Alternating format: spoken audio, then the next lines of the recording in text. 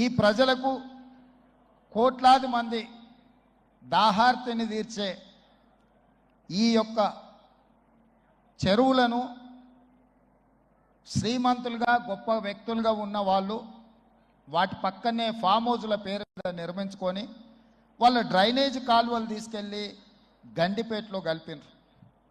నేను ఇక్కడ వేదిక మీద ఉన్న పెద్దలతో పాటు ఇక్కడ వచ్చిన భక్తులను నేను ఒకటే మాట అడగదలుచుకున్నా.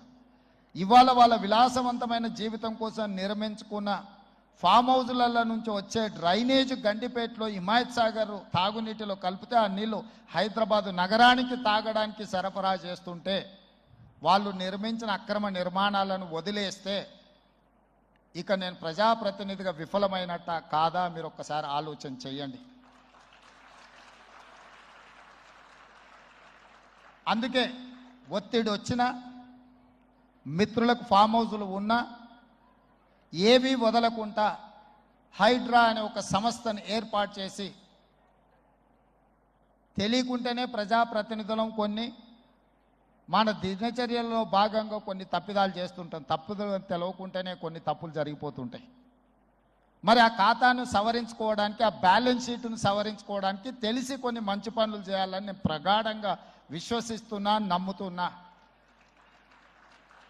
ఆ తెలిసి చెయ్యాలనుకుంటున్న మంచి పనుల్లో భాగము ఈ చెరువులను చెరబట్టిన వాళ్ళ నుంచి విముక్తి కలిగించాలన్న ఏకైక లక్ష్యంతోనే ఈరోజు చెరువులను ఆక్రమించుకున్న వాళ్ళను ఎవరిని వదలకుండా ఉక్కు పాదంతో అణిచివేయాలన్న ఆలోచన, అందులో నిర్మాణాలను ఏ ఒత్తిడి వచ్చినా వెనక్కి తక్కకుండా తొలగించాలన్న ఆలోచనతోనే ఈరోజు ఈ చెరువులలో ఉన్న అక్రమ కట్టడాలను కూలగొడుతున్నాము. దీనికి స్ఫూర్తి భగవద్గీత అనే కురుక్షేత్ర యుద్ధ సందర్భంలో అర్జునుడు ఆయుధాలను కింద పడేసి రాజ్యం కోసం భీష్మ పితామహుడు, అదేవిధంగా కర్ణుడు, దుర్యోధనుడు, దుశ్శాసనుడు, నా సహోదరులందరూ ఆ పక్కన నించుంటే ఈ రాజ్యం కోసం వాళ్ళందరినీ సంహరించడం, వాళ్ళని సంహరించి రాజ్యాన్ని సాధించుకోవడం ద్వారా ఏమి ఉంటుంది, ఏం మనశ్శాంతి వస్తుంది అని చెప్పి అర్జునుడు యుద్ధతంత్రం నుంచి తప్పుకుంటా అన్నప్పుడు శ్రీకృష్ణ భగవానుడు బోధించిందే భగవద్గీత. చంపేదెవరు, చంపించేదెవరు, లోక కళ్యాణం కోసం నీ బాధ్యతను నెరవేర్చాల్సిందే. ధర్మం బ్రతకాలి, అధర్మం ఓడాలి అంటే నువ్వు యుద్ధం చెయ్యాల్సిందే అనే యుద్ధ నీతిని ఆ రోజు అర్జునుడికి బోధించింది శ్రీకృష్ణ భగవానుడు. ఇవాళ ఆ శ్రీకృష్ణ భగవానుడి బోధనానుసారమే ఈరోజు ఈ చెరువులను కాపాడే కార్యక్రమాన్ని నేను తీసుకుంటున్నా. నాకు తెలుసు ఈ చెరువులలో నిర్మాణమైన విలాసవంతమైన ఫామ్ హౌజులు ప్రభుత్వాన్ని ప్రభావితం చేయగలిగిన స్థానాలలో ఉన్న చాలామంది వ్యక్తులు ఉన్నారు. ప్రత్యక్షంగా ప్రభుత్వంలో భాగస్వాములు అయి ఉండొచ్చు, లేకపోతే సమాజం మీద బాగా ప్రభావితం చేయగలిగిన వ్యక్తులు ఉండొచ్చు. కానీ వాటన్నిటినీ నేను పట్టించుకోదలుచుకోలే. ఇది భవిష్యత్ తరాలకు, ఇది రాజకీయాలకు సంబంధం లేదు. నేను స్పష్టంగా చెప్పదలుచుకున్నా. రాజకీయాల కోసమో లేకపోతే రాజకీయ నాయకులను కొంతమందిని దృష్టిలో పెట్టుకొని చేపడుతున్న కార్యక్రమం కాదు ఇది.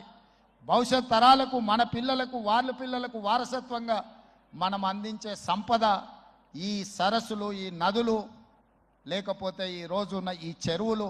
ఈ ప్రకృతి సంపదను మనం విధ్వంసం చేస్తే ప్రకృతి మన మీద కక్ష కడుతుంది.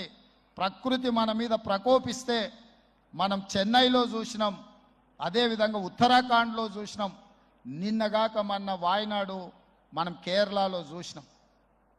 ఈరోజు ఇలాంటివన్నిటిని దృష్టిలో పెట్టుకున్నప్పుడు ఈ హైదరాబాదు నగరాన్ని రక్షించుకోవాల్సిన బాధ్యత మన అందరి మీద ఉన్నది. ఇది ఒక సుందరమైన నగరం. ఈ నగరానికి ఈ చెరువులే ఒక అందం. ఈ చెరువులను కాపాడే బాధ్యత ఈ ప్రభుత్వం తీసుకుంటుంది. ఎవరు ఏమనుకున్నా, ఎవరు ఏ ఒత్తిడి తెచ్చినా వాటన్నిటిని పక్కన పెట్టి చెరువులను ఆక్రమించుకున్న వాళ్ళ భరతం పడుతుంది ఈ ప్రభుత్వం అని చెప్పి నేను ఈ సందర్భంగా తెలియదలుచుకున్నా. ఆనాడు కురుక్షేత్రంలో ధర్మం వైపు శ్రీకృష్ణుడు, అర్జునుడు నిలబడ్డందుకే ఈరోజు ఆ ధర్మం అనేది కాపాడింది. వాళ్ళు ధర్మాన్ని కాపాడితే ధర్మం మనల్ని కాపాడింది. ఈరోజు మనం చేస్తున్న పని కూడా అలాంటిదే. మీ అందరి సహకారం ఉండాలి. అదేవిధంగా నిర్వాహక